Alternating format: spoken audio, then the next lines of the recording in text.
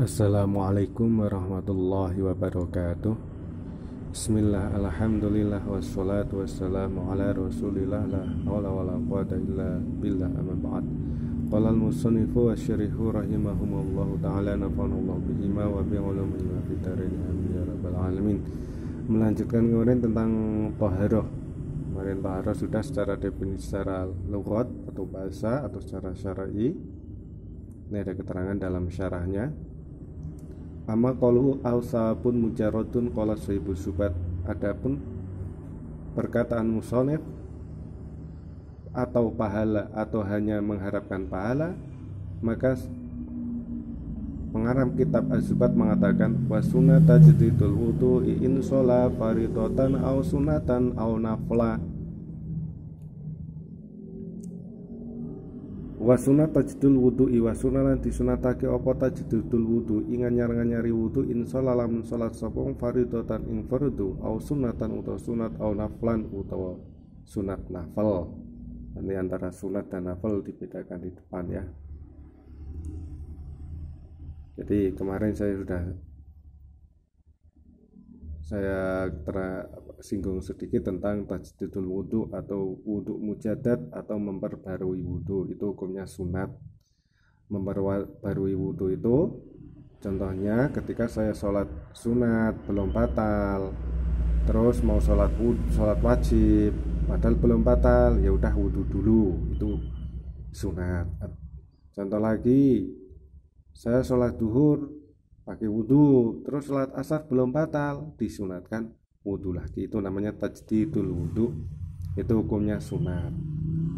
Karena umpama kok tidak wudu pun itu boleh, karena sholat kan suci sudah terpenuhi, ya sudah, nggak usah wudu, nggak apa-apa. Maka disunatkan tajdidul wudu. Dan sebaiknya bagi orang Islam itu kalau bisa menjaga wudu atau menjaga suci itu lebih baik. Itu termasuk salah satu untuk penarik rizki atau penarik ilmu bagi pelajar, orang yang bekerja untuk menarik rizki. Jadi orang yang suci, dalam keadaan suci itu kan malaikat senang, rizki mudah atau gampang mendatanginya. Maka ketika kita batal wudu itu lebih afdol, lebih utama. Bahkan diterangkan dalam kitab itu, pernah Nabi Musa mengalami sesuatu yang tidak mengenakan, maka Allah berkata, fala talumuni walakin, tetap kamu jangan mengadu kepadaku, menyalahkan atau mengadu kepadaku. Kalau bahasa Jawanya maidu, talumu.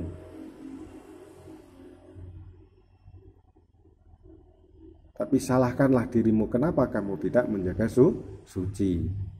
Maksudnya menjaga diri dari batal atau menjaga dalam keadaan suci terus-menerus dalam setiap hari, itu untuk tameng atau benteng diri dari sesuatu yang tidak mengenakan.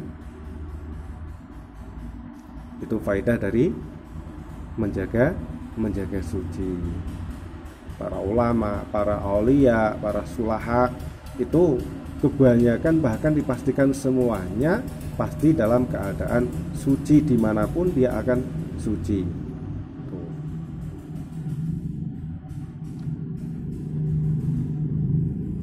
Najasatul adami, dalam syarah diterangkan ini, najasatul adami al-mayyit indal ahnaf. Menurut mazhab Hanafi, mayit atau bangkai manusia itu hukumnya najis. Sebagaimana air mani itu najis, bisa dibersihkan dengan dibasuh untuk mani. Kalau mayit atau bangkai bisa suci dengan dimandikan. Jadi menurut Imam Hanafi, bangkai manusia dan mani itu hukumnya najis, bisa suci dengan dimandikan untuk mani dibasuh. Waruhu hiya alati tutahhirul jasad bitakwinhi adanian. Roh atau nyawa itulah yang mensucikan badan. Jadi secara hakiki bangkai itu najis, tapi karena kemasukan nyawa atau roh maka menjadi suci. Jadi ketika masih berbentuk manusia yang hidup itu suci. Orang yang bersentuhan tidak mewajibkan untuk membasuhnya karena suci. Tapi ketika mati najis karena ruhnya sudah pergi. Itu menurut Imam Hanafi ya. Kalau menurut Imam Syafi'i suci air mani suci, bangkai manusia hukumnya suci. Adapun bangkai atau orang yang meninggal itu wajib disucikan bukan karena najisnya. Bukan karena najisnya, itu memang karena perintahan atau ta'abudi ya. Kalau air mani jelas suci, kecuali yang kecampur madi itu najis. Keterangan dalam syarahnya dulu, al-wudu'u yuzilu asharal ma'asi. Wudu itu bisa menghilangkan bekas-bekas kemaksiatan. Ini ya, ini penting. Kilani sya'roni inal ghuslatal ula. Pernah ditanya Imam Asy'arani, pernah ditanya, sesungguhnya basuhan pertama itu bisa menghilangkan asar-asarnya kemaksiatan dan dosa pada anggota badan. Jadi orang yang wudu, kenapa besok di akhirat akan bersinar anggota wudunya? Karena itu asar atau bekas kemaksiatan itu dihilangkan oleh wudu atau basuhan pertama kali.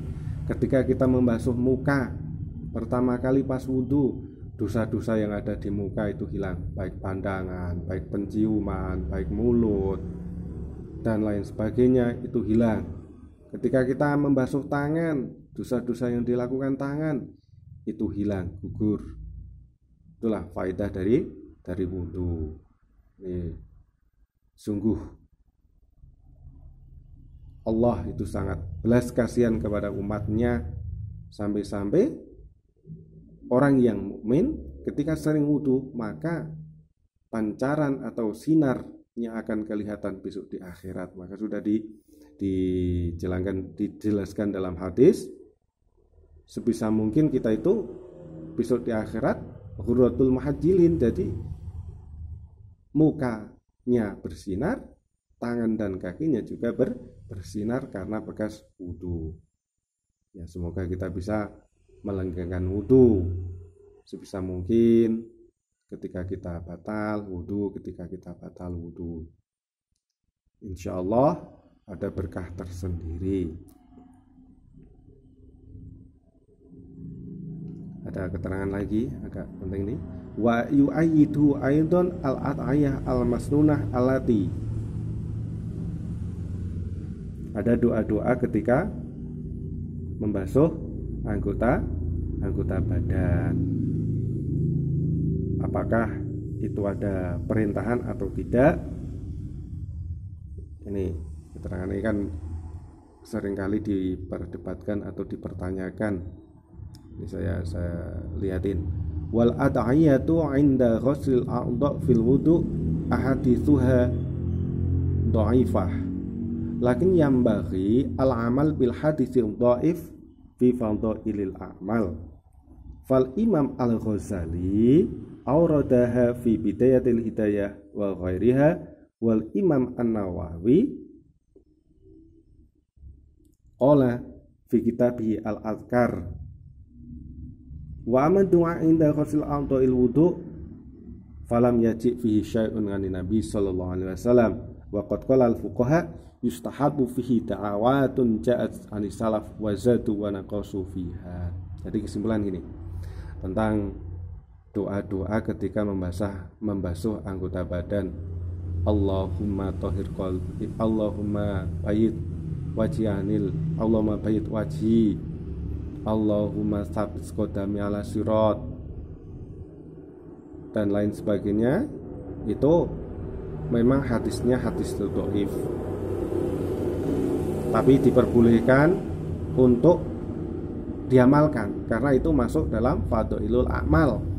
Kemarin dalam keterangan pertama, kalau nggak salah kedua sudah dijelaskan bahwa hadis dhaif itu bisa dipakai untuk fadhailul a'mal, bukan hukum. Kalau hukum tidak boleh, hadis dhaif tidak boleh digunakan untuk hukum, apalagi tauhid jelas tidak diperbolehkan lagi. Kalau fadhailul a'mal masih diperbolehkan.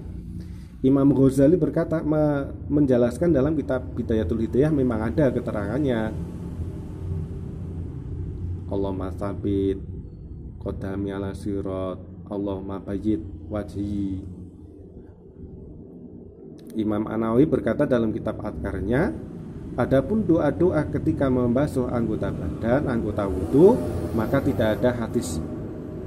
Tetapi para fuqaha berkata, yustahabu fihi, disunatkan membaca doa-doa yang dari salaf, itu boleh.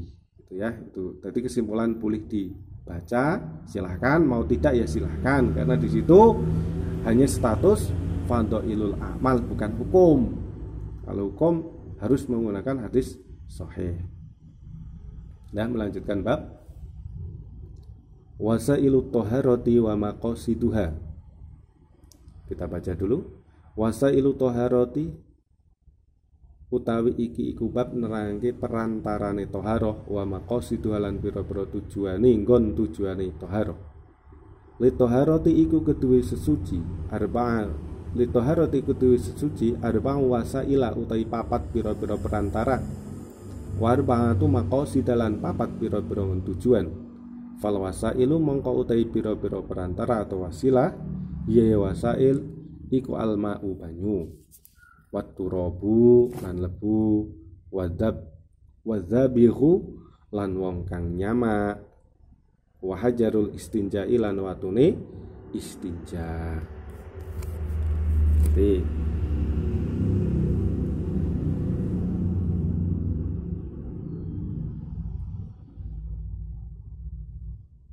toharoh atau bersuci itu ada 4 cara atau perantara. Wasilah atau perantaranya bersuci yaitu air untuk mandi dan wudhu, debu untuk tayamum, dabih orang yang menyamak atau alat untuk menyamak, nanti ada air atau obat-obat tertentu, batu untuk istinja.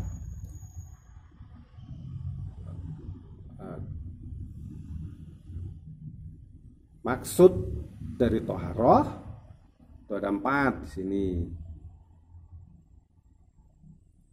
Ini fama qasiduha wa hiya ma'rufah, itu ya udah, itu sama aja.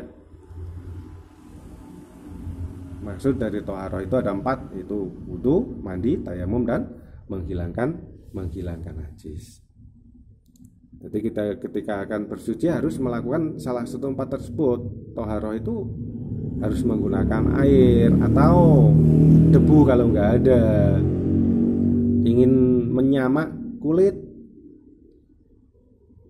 supaya bisa suci, nyamak itu kulit yang tadinya najis bisa menjadi suci. Itu masalah najis, apakah najis secara asal atau najis karena ada alasan, nanti ada ikhtilaf para ulama.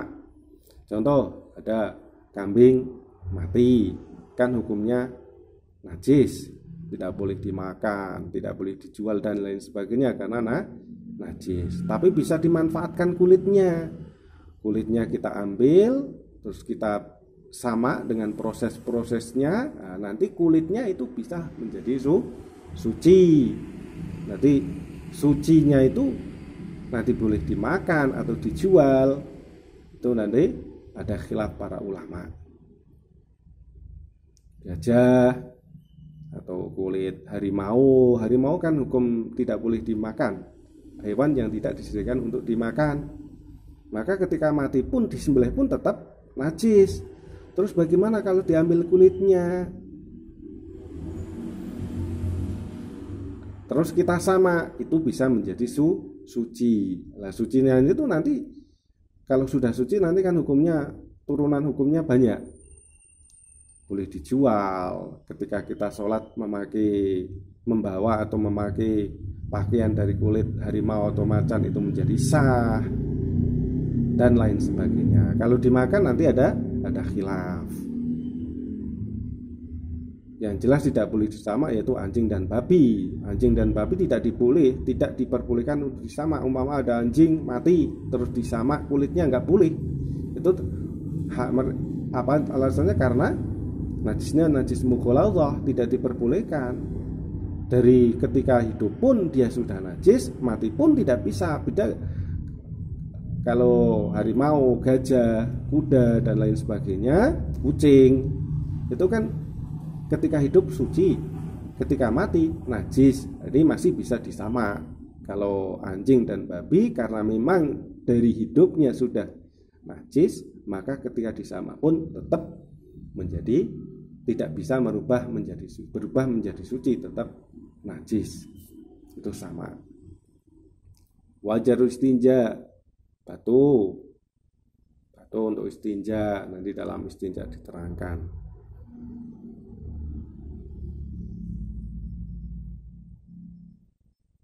Nah, air apa saja yang bisa digunakan? Fal ma'u wa huwa al aslu kulli syai'in wa huwa ma nazala minas sama' aw naba'a minal ardi.